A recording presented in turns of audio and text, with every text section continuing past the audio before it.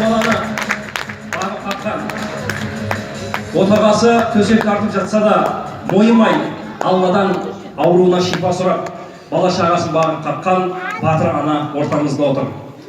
Ерекше ортаға құрмет қошеметпен шақырғым келіп отыр. Айгүл ханым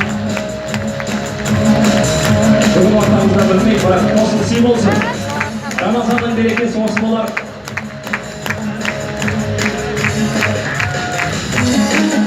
Қарекен қайырымдылық қорының 94-ші баспанасының кілтін табысталады қадірменді ағайын.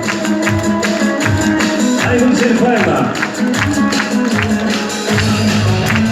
Бүлдіршіндермен ортаға келсеңіз.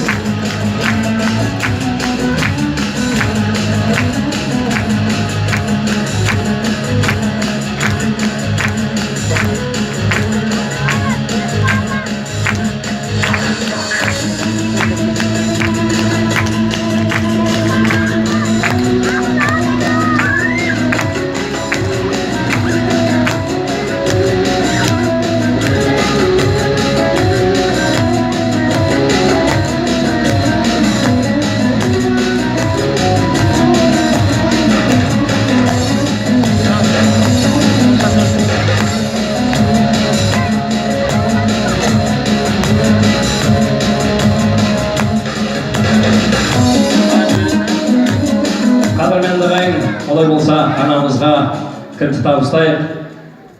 Апай, бұл енді кілтті өнер құрандар емес, харекет қайырымдылық қор емес, халықтың бір-бірімізге деген осы бір мейірімі, жылуы, қоныстарыңыз құтты болсын.